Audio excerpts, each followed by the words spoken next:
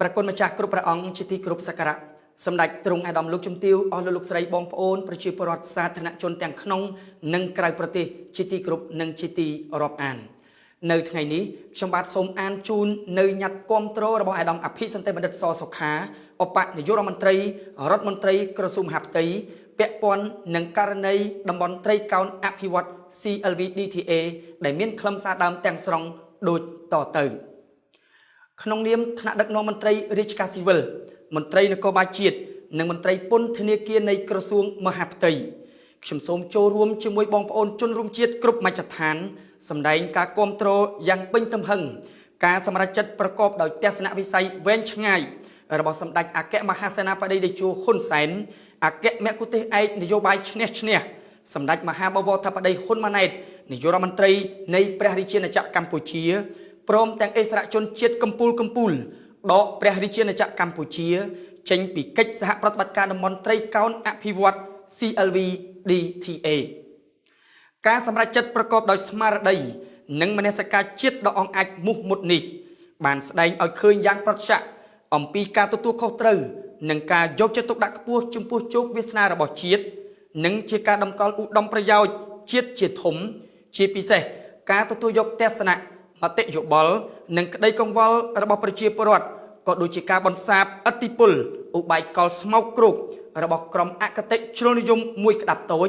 ដែលតែងតែព្យាយាមរកគ្រប់វិធីសាស្ត្រដើម្បីកេងចំណេញនយោបាយតាមវិធីទុច្ចរិតដោយឆ្កឹះយកប្រធានបទស្ដីពីកិច្ចសហប្រតិបត្តិការតំបន់ត្រីកោណអភិវឌ្ឍ CLV DTA ធ្វើជាឧបករណ៍សាបព្រោះមនោគមវិជ្ជាដ៏គ្រោះថ្នាក់ដើម្បីបង្កអស្ថិរភាពអសន្តិសុខឈានទៅបំផ្លាញមូលដ្ឋានគ្រឹះនៃសុខសន្តិភាពនិងឯកភាពជាតិដែលត្រូវបានកសាងឡើងដោយពលិកម្មអស់រយៈពេលជិត30ឆ្នាំកន្លងមកនេះការសម្រេចចិត្តប្រកបដោយប្រតិភិននេះ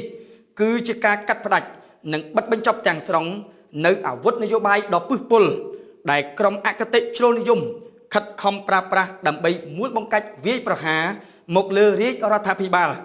និងធ្វើឲ្យប្រជាពលរដ្ឋមួយចំនួនតូចមានការភ័ន្តច្រឡំថាថ្នាក់ដឹកនាំជាតិបានកាត់ទឹកដីឲ្យទៅប្រទេសជិតខាង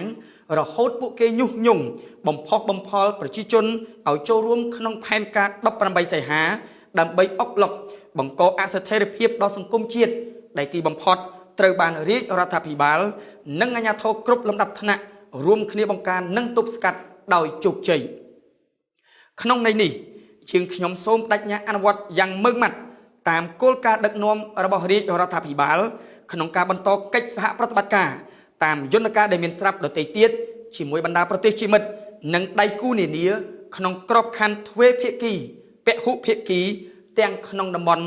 និងពិភពលោកក្នុងនាមថ្នាក់ដឹកនាំក្រសួងមហាផ្ទៃខ្ញុំក៏សូមអំពាវនាវដល់មន្ត្រីរាជការគ្រប់លំដាប់ថ្នាក់និងប្រជាប្រដ្ឋខ្មែរគ្រប់ទិសទីបន្តចូលរួមគាំទ្រនិងជឿជាក់លើគោលនយោបាយដឹកនាំក្រោមអគ្គមគ្គុទ្ទេសកឯកនយោបាយឈ្នះសម្ដេចអគ្គមហាសេនាបតីតេជោហ៊ុនសែននិងការដឹកនាំប្រកបដោយភាពស្វាហាប់វាងវៃរបស់សម្ដេចមហាបវរធិបតីហ៊ុនម៉ាណែតនាយករដ្ឋមន្ត្រីនៃព្រះរាជាណាចក្រកម្ពុជាដើម្បីបន្តថែរក្សាការពារអធិបតេយ្យភាពជាតិបូរណភាពទឹកដីនិងបន្តជំរុញលើកកម្ពស់កិច្ចសហប្រតិបត្តិការដ៏ជិតស្និទ្ធជាមួយប្រទេសជិតខាងនិងប្រទេសជាមិត្តក្នុងគោលដៅបន្តជំរុញដំណើរការអភិវឌ្ឍរីកចម្រើនសម្រាប់មាតុភូមិកម្ពុជាក្រោមម្លប់ព្រះបារមីនៃព្រះករុណាជាអម្ចាស់ជីវិតល្ត្បូងព្រះមហាក្សត្រនៃព្រះរាជាណាចក្រកម្ពុជាជាទីគោរពសក្ការៈដ៏ខ្ពង់ខ្ពស់បំផុតថ្ងៃសៅរ៍4រោចខែភទ្របទឆ្នាំរោងឆស័កពុទ្ធសករាជ2568រាជធានីភ្នំពេញថ្ងៃទី21ខែកញ្ញាឆ្នាំ2024ឧបនាយករដ្ឋមន្ត្រីរដ្ឋមន្ត្រីក្រសួងមហាផ្ទៃហត្ថលេខានឹងត្រាអភិសន្តិបណ្ឌិតសសុខាសូមអរព្រះគុណនិងសូមអរគុណ